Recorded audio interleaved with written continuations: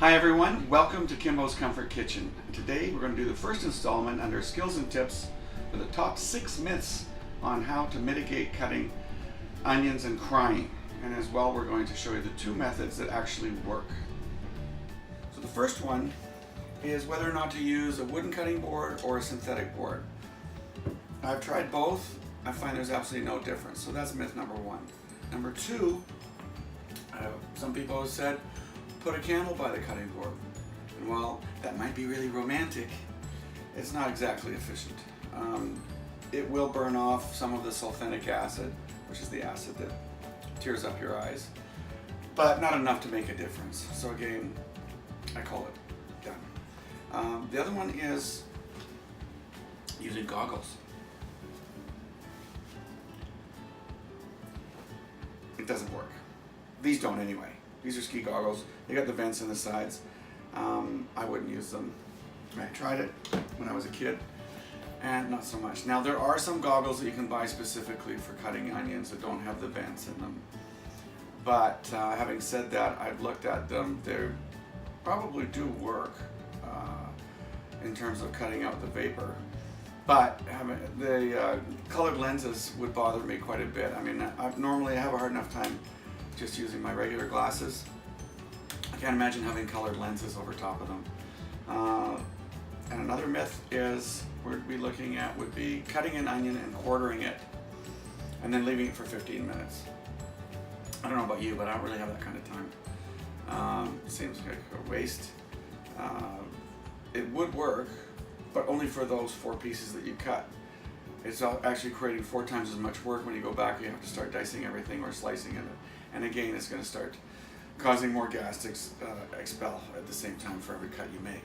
So that's another one. And the last one, or second last one, sorry, is bread. Some people say, if you chew on bread while you're chopping, that's going to cut down on the crying.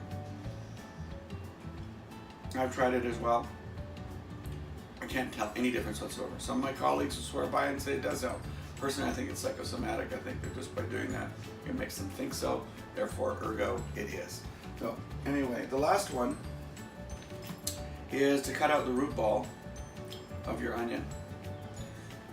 This one happens to be a Vidalia, which is a sweet onion like Walla Wallas. And they don't actually give off a lot of sulfenic acid to begin with.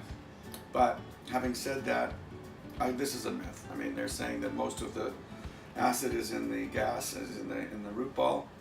I can tell you from personal experience that that's not true. You're going to have more acid coming out wherever it's, so to speak, if you know what I mean. At the end of the day, there are 3 components. Excuse me.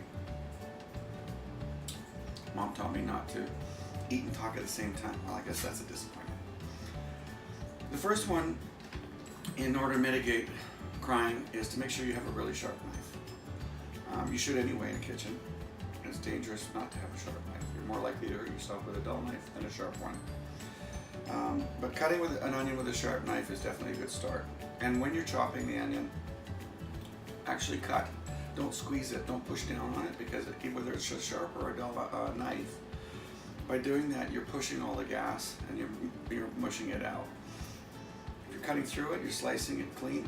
It works much more efficiently. You can go onto my website if you want to know how to turn, how to chop like a pro 3 ways, is under my skills and tips hyperlink. I've gone to a number of different websites to try to find the best ones out there, so that you don't have to waste time looking for them. Again, you can find them. The other last thing you can do to mitigate crying is simply chill your onions. 15 minutes in the freezer, or if you want to put it in a regular fridge for half an hour or more, that works just as well.